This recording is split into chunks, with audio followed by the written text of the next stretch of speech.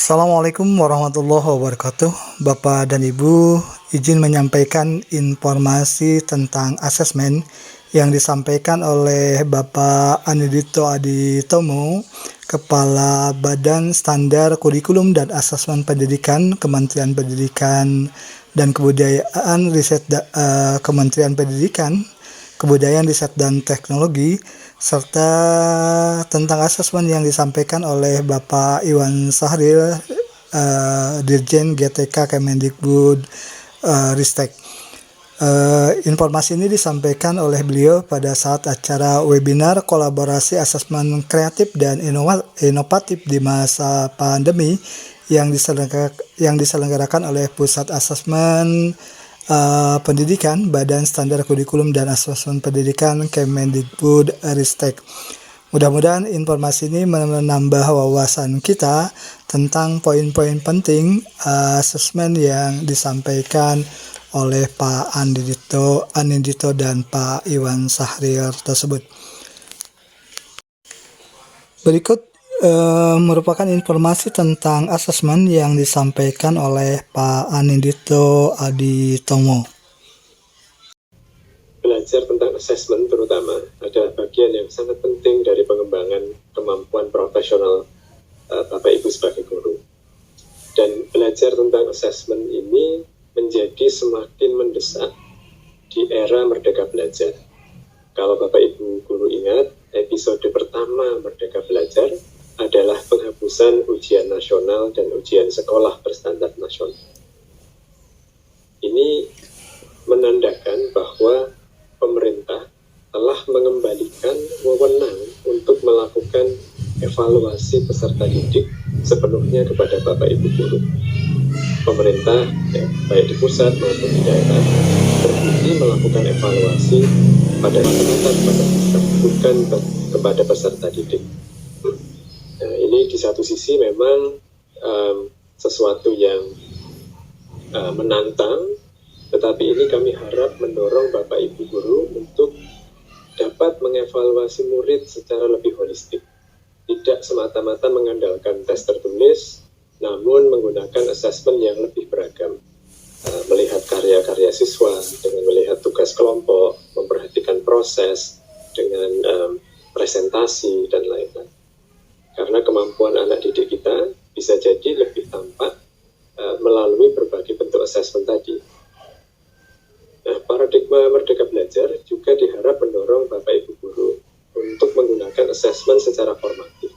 Jadi melihat asesmen bukan sesuatu yang perlu dilakukan di ujung periode pembelajaran, tetapi di awal dan selama proses pembelajaran. Ya, di awal untuk mendiagnosis tingkat kemampuan awal peserta didik kita, minat mereka juga, supaya Bapak Ibu guru bisa membuat perencanaan pembelajaran yang lebih tepat, yang lebih sesuai dengan kebutuhan, minat, dan tingkat kemampuan awal anak didik kita. Nah, dua aplikasi yang dikembangkan oleh Pusmenjar yang dibahas hari ini persis melayani dua kebutuhan tadi. Ada AKM kelas yang bisa digunakan untuk keperluan diagnosis dan formatif, dan ada asesmenpedia yang memfasilitasi Bapak Ibu untuk saling belajar tentang cara melakukan asesmen. Hal berikut merupakan informasi tentang asesmen yang disampaikan oleh Pak Iwan Sahril, Dirjen GTK Kemendikbud Ristek. Merdeka Belajar episode pertama sudah membuat sebuah perubahan orientasi dari sistem pendidikan nasional kita, bahwa orientasi yang sebelumnya sangat menitik beratkan kepada ujian nasional, yaitu lebih merupakan penguasaan konten, kita berubah menjadi asesmen kompetensi minimum dan survei karakter, yang merupakan sebuah cara pandang yang lebih fleksibel, kemampuan fondasi untuk melihat hasil belajar siswa.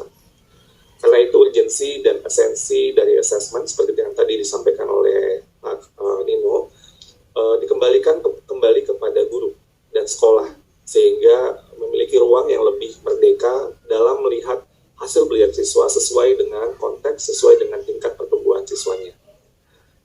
Namun sebelum lebih jauh membahas tentang assessment ini, mungkin ingin sejenak merefleksikan kembali Merdeka Belajar dan apa sih yang kita maksud dengan Merdeka Belajar. Bapak Ibu yang saya hormati, Merdeka Belajar ini adalah sebuah filosofi yang merupakan inspirasi dari filosofi pendidikan yang digagas oleh Bapak Pendidikan kita, Ki Hajar Dewantara. Slogan beliau yang sangat terkenal yaitu Ing Ngarso Sumtulodo, Ing Madya Mangunkarso, dan Tutpuri Handayani. Bahwa seorang pendidik itu hendaklah menjadi teladan. Kata kunci yang pertama, Ing Ngarso Sumtulodo. Kata kunci yang kedua, Ing Madya Mangunkarso. Dia memberikan semangat, memberikan inspirasi, dan pada akhirnya Tutpuri Handayani. Artinya dia mendorong murid-muridnya menuju kemandirian. Kemandirian ini adalah sebuah kemerdekaan. Kemerdekaan yang artinya kalau kita lihat dalam logo Kementerian Pendidikan, Kebudayaan, Riset, dan Teknologi itu ada kata-kata Tutpuri Handayani. Intinya adalah ujung-ujungnya sistem pendidikan kita hendaklah menghasilkan manusia-manusia yang merdeka, manusia-manusia yang mandiri. Nah, ini adalah kunci utama. Karena itu kalau saya ditanya secara sederhana, apa sih tujuan Merdeka Belajar? Saya akan bilang jawabannya ada 3. Pertama adalah siswa, kedua adalah siswa, ketiga adalah siswa. Orientasi kepada siswa ini menjadi hal yang sangat penting dalam Merdeka Belajar. Inilah tujuan utama dari Merdeka Belajar, Bapak Ibu, dalam konteks yang sangat sederhana. Nah, karena itu semua pemangku kepentingan di bidang pendidikan, mulai dari pemangku kebijakan sampai ke guru, orang tua, dan masyarakat, haruslah melihat bahwa tujuan kita bersama-sama dalam ekosistem pendidikan ini adalah bagaimana murid bisa tumbuh kembang secara baik, secara holistik, secara sesuai dengan kodrat dari zamannya, sehingga mereka akan menjadi SDM unggul yang membawa Indonesia maju. Sesuai dengan filosofi Ki Hajar kembali, bahwa pendidikan holistik itu harus dilakukan untuk melakukan olah cipta, yaitu secara kognitif, olah rasa secara afektif. Ki Hajar menambahkan kata-kata karsa, olah karsa sangat penting. Percuma orang yang pintar, orang yang cerdas, tapi kemudian tidak punya kemauan atau kemauannya sangat lemah. Jadi ada olah karsa dan juga olahraga secara fisik. Jadi cipta, rasa, karsa, dan raga. Inilah yang sebenarnya pendidikan holistik sesuai dengan filosofi Ki Hajar Dewantara.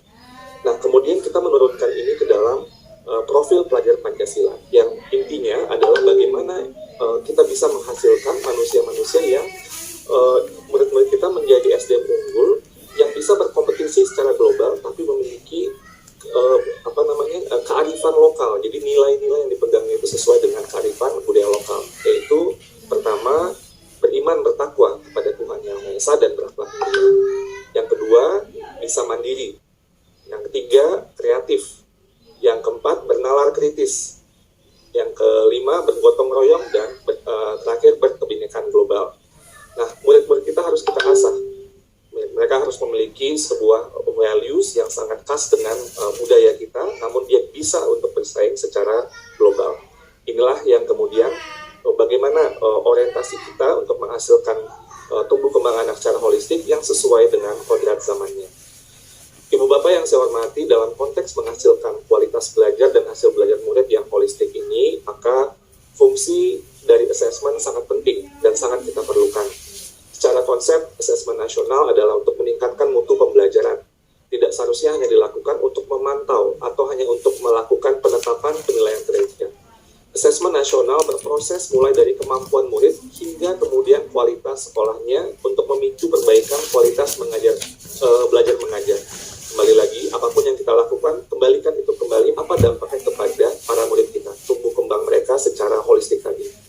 Karena itu assessment dalam konteks pendidikan merupakan elemen yang penting yang dilakukan untuk melihat sejauh mana hasil dari yang kita lakukan dalam pengajaran dan pembelajaran ini memberikan dampak kepada murid-murid kita, sehingga kemudian menjadi sebuah informasi untuk bahan evaluasi dan perencanaan tindak lanjut ke depannya. Assessment nasional hadir sebagai sebuah kebijakan yang akan mampu mendorong tercapainya Merdeka Belajar. Karena assessment nasional merupakan penunjuk arah tujuan dari praktek pembelajaran. Kompetensi dan karakter murid adalah tujuan. Assessment nasional menunjukkan apa yang seharusnya menjadi tujuan utama kita. Sekali lagi kembali kepada murid, dan murid. Asesmen nasional ingin mengarahkan pendidikan kepada tujuan yang lebih holistik, tidak saja hanya bersifat kognitif, tapi juga karakter dan sosial emosional. Karena itu mutu diukur dengan berbagai macam instrumen penilaian, yaitu asesmen kompetensi minimum, survei karakter, survei lingkungan belajar. Dan 3 komponen ini sebenarnya juga menggambarkan filosofi pendidikan dari Bapak Pendidikan kita, Ki Hajar Dewantara. Bapak Ibu, saya izin berbagi sedikit tentang sebuah ilustrasi yang digambarkan oleh Ki Hajar Dewantara tentang melihat kodrat anak yang sangat unik. Tidak ada 2 anak yang sama, bahkan anak kembar sekalipun. Karena itu Ki Hajar mengibaratkan bahwa seorang guru atau pendidik itu adalah ibaratnya seorang petani. Dia mendapatkan bibit yang bermacam-macam, seperti halnya murid-murid kita di dalam kelas. Ibaratnya petani mendapat bibit yang bermacam-macam. Ada bibit yang misalnya itu bibit padi, ada itu bibit jagung, ada bibit kopi, kedelai, dan lain sebagainya. Menurut Ki Hajar, kalau bibitnya itu padi, maka tumbuhkanlah dia sebagai padi, dan jadikan dia padi yang terbaik. Kalau itu bibitnya jagung, maka tumbuhkanlah dia sebagai jagung, dan jadikanlah dia jagung yang terbaik. Jangan kita melihat bibitnya itu padi, dan kita paksa-paksa tumbuh sebagai jagung, tidak akan jadi.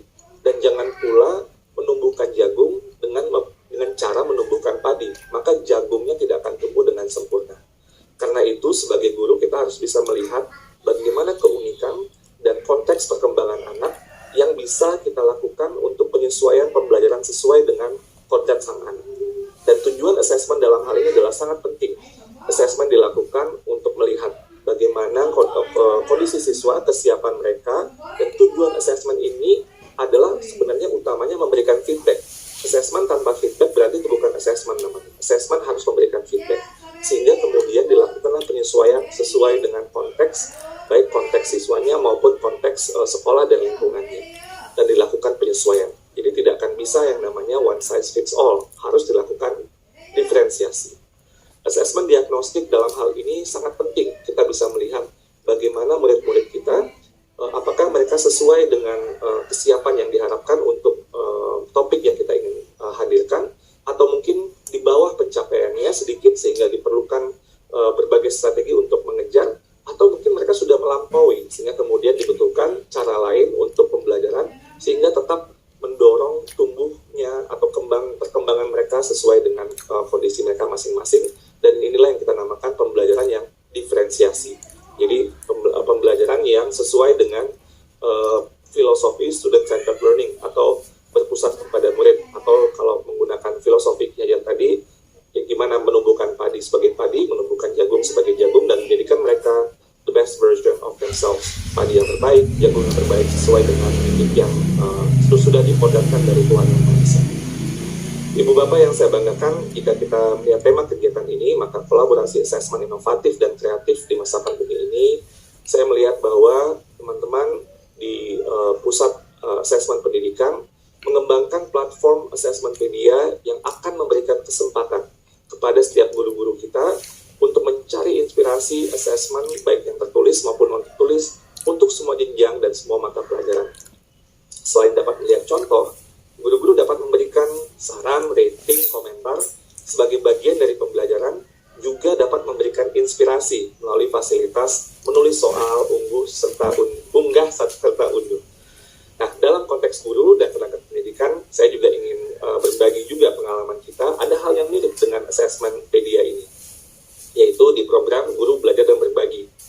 Sebagaimana yang kita ketahui bahwa pandemi COVID-19 telah berpengaruh memberi dampak kepada berbagai macam bidang, termasuk di bidang pendidikan. Bukan saja guru pada saat ini, murid, dosen, dan mahasiswa, orang tua pun juga harus terlibat dalam proses pembelajaran murid. Hal ini kita lakukan supaya terus menjaga diri dan bagaimana memutus rantai penularan virus.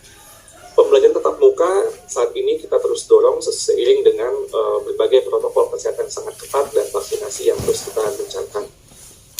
Karena itu konsep platform bagaimana guru-guru bisa mencari berbagai macam ide, ini kita kembangkan di Guru Belajar dan Berbagi. Intinya ini merupakan sebuah gerakan gotong royong agar berdaya menghadapi corona. Di platform Guru Belajar dan Berbagi, guru-guru, kepala sekolah, pengawas sekolah, dan berbagai pemangku kepentingan bahu-membahu merasa berdaya dan saling menguatkan, khususnya bagaimana mencari ide-ide